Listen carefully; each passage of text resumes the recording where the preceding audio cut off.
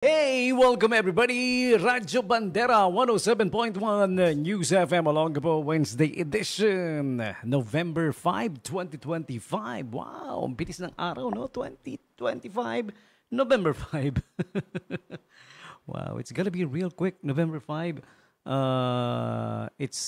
There's only 50 days to go before Christmas. Do you guys know that? 50 days to go before Christmas. Ready na ba yung mga pangregalo nyo sa inyong mga inaanak? Baka hindi pa ready, ha? Ako naka-ready na yung mga battery. Yung ginawa ko yung mga battery, binalot ko ng gift wrapper. Siyempre, ano pang pababalot mo? Gift wrapper, diba? Oh, battery lang yon. Tapos nakasulat doon, toys not included. Mahal ka ni Ninong. Pati na rin yung mga ampaw, yung mga pulang sobre. Yun, nilagyan ko na rin ng mahal ka ni Ninong. Note, nakasulat. I hope you guys are doing fine. Welcome to this edition. It's the Wednesday edition of this radio show. Medyo na late lang tayo ng start. Pasensya na ha because may bisita yung ating si Doc Kenneth Salvatos, ang programang May Katok. Dahil may kausap siya, may katok siya. Talk, T-A-L-K. Ayun, hindi K-A-T-O-K, katok. Hindi ganon, ha? May katok si Doc Kenneth na naunang program. Dami niyang bisita, ha? I think it's a group of, it's a youth group. It's a youth organization for a cause, syempre. Yung mga ganyang, maganda yung mga bata, yung mga kabataan ngayon. Yan ang pinagkakaabala yung mga ganyan, yung mga groups na that are for a cause, di ba? For a worthy cause. Hindi yung nagtotropa-tropa lang, tambay-tambay sa kanto. Pag may dumaan, di ko gusto yung tingin mo O yun na, gulo na, trouble, no? Tapos, syempre, mapapatawag yung mga magulang. Yung magulang ng nasaktan, syempre, magrereklamo. Yung magulang naman nung nanakit, manghihingi ng kapatawaran. Patawarin niyo na po yung anak ko. Naliligaw lang siya ng landas, napabarkada lang. Mga ganun, ano? Nakakainis yung ganung yung mga ganung litanya. Paulit-ulit na lang di ba? Na patawarin niyo na po, hindi na kulong niyo yung mga anak niyo kung ganyan. Kulong niyo sa bahay. Hindi ko ba sinabi ikulong sa kulungan? Kasi nananakit di ba? Huwag niyo nang paggalain, ha? November 5, 2025. Time for me to give you today's holidays and observances. Of course, whenever we start the program, yan yung panimula natin lagi, no? Holidays and observances for November 5 brought to you by Angel's Pizza Olongapo, located at number 395 Fender Street, Rizal Avenue Extension. Okay, you may call or text 0927-117-9020 and available din yan sa via the delivery app. Download nyo na yung app muna ng Angel's Pizza Olongapo and then nando doon makikita nyo kung saan siya available, ano-anong mga delivery app ang kanyang ka-partner. Okay? And they are open up until 12 midnight hanggang alas 12 ng hating gabi nakabukas. Yes, kung medyo late ka mag-craving, pwede pa, no? And they are offering the Sulit Bundle promo. Avail of the Sulit Bundle promo for only 1,049, dating 2,000 plus, naging 1,209, ngayon 1,049 na lang. Dalawang big family size pizza, any flavor, and one medium. Okay? Plus 1 liter pink lychee lemonade and an APC card. Okay? Angel's Pizza card, APC card. Ayan, may kaakibat na na buy one take one forever. Oh, taray no. Oh, sige. So, avail nyo na ha. Go check it out at Angel's Pizza Olongapo. Sulit Bundle promo. And holidays and observances for November 5 in celebration of the Negros Revolution, the Himagsikang Negrense, Revolusyong Negrense, commemorates today's yung holiday and observances nila na pinakasikat doon, no? Parang one of their biggest celebration, the Negros Revolution. Ang tawag nila doon, 5 de Nobyembre. Kung may 5 de Mayo, merong 5 de Nobyembre. Yan.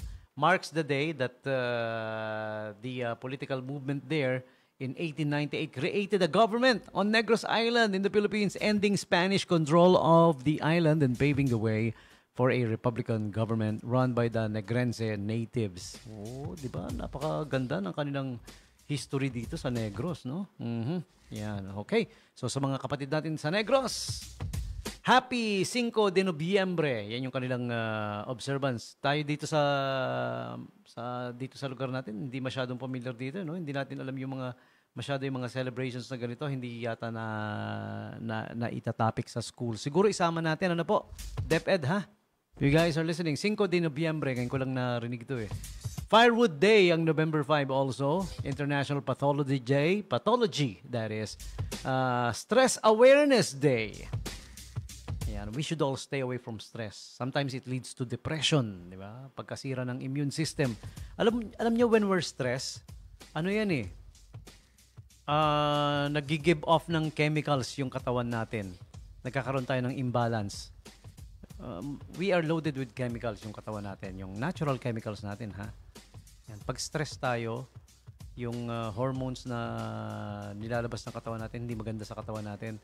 Pero pag happy tayo, yung happy hormones ang gumagana, maganda sa katawan natin. There was an experiment, yung dalawang tubig, water container, parang mineral water na lalagyan. Yung isa, binulungan ng mga positive notes, I love you, mahal kita, you're beautiful, be happy. Tapos yung kabila, puro mga negative thoughts yung binulong. Pangit, ganun. Tapos tiningnan nila yung water atoms. Calm yung water atoms ng isa, nung positive thoughts. Yung binulungan ng negative thoughts, parang yung water atoms niya tsaka yung molecular structure niya is out of whack. Parang wala sa ayos, parang ganon. See? Yung ganong effects, kung nangyayari yun sa tubig, nangyayari din sa atin yun as humans. Kasi nga, di ba sabi, we are made up of cells and we are made up of water.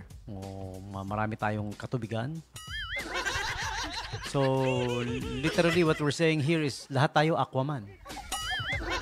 Yeah, we are made up of water. We are made up of stars. Stardust din, di ba? Yung mga whatever made up the stars, the planets, yan din yung made up natin. Yan. We are among the, among the stellar churba. Okay. In case you don't know that, science yan, ha? Minsan mukha lang ako siya nga, pero matalino din to, eh. Next up, we have also November 5 is Monopoly Day. Yung Monopoly na game board. Yan. Board game. Board game. Whatever. Yun. Nakahiligan nyo ba yan? A lot of people, almost everybody growing up have played that once upon a time.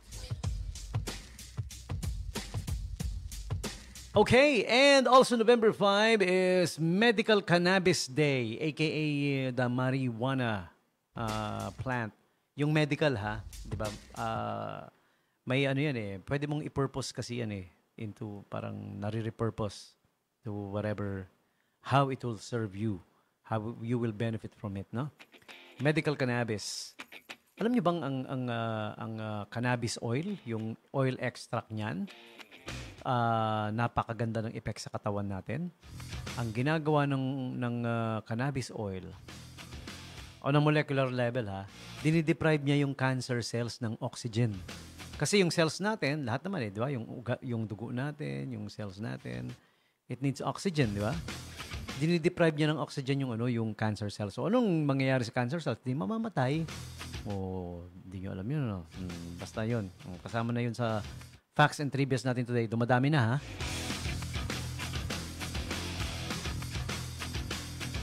Today is also World Tsunami Awareness Day. One of the most destructive forces of nature, ang tsunami. Yan yung malaking gigantic waves that would reach the shore and then wipe off everything in its path. It will wreak havoc on everything in its path. I guess you've seen the videos kung paano sumira ang tsunami, no? So, it's destructive powers, ang tsunami. There are different causes of tsunami, pero commonly, pinakamalala, earthquake. Yan ang nagkakos ng tsunami. Yan lang naman, the most destructive tsunami is often caused by earthquake na nagkaroon ng tectonic plate movement sa ilalim ng karagatan. Pipitik yun eh. Pak! Hanip sa sound effect, no? Pak! Pumitik. So, pag pitik, pak! Aangat ngayon yung tubig. Walang pinagkaiba sa, mag-eksperimento ka, ilubog mo yung kamay mo dun sa basin, yung timba na planggana na maliit. yung kamay mo ilapad mo, tapos bigla mong ipitik pataas. O, 'di ba? Biglang papalo yung alon ng tubig. Yun, ganun yun. Tapos ang tunog nun.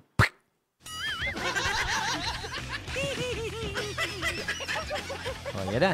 Okay, so naparami tayo ha. Those are today's holidays and observances.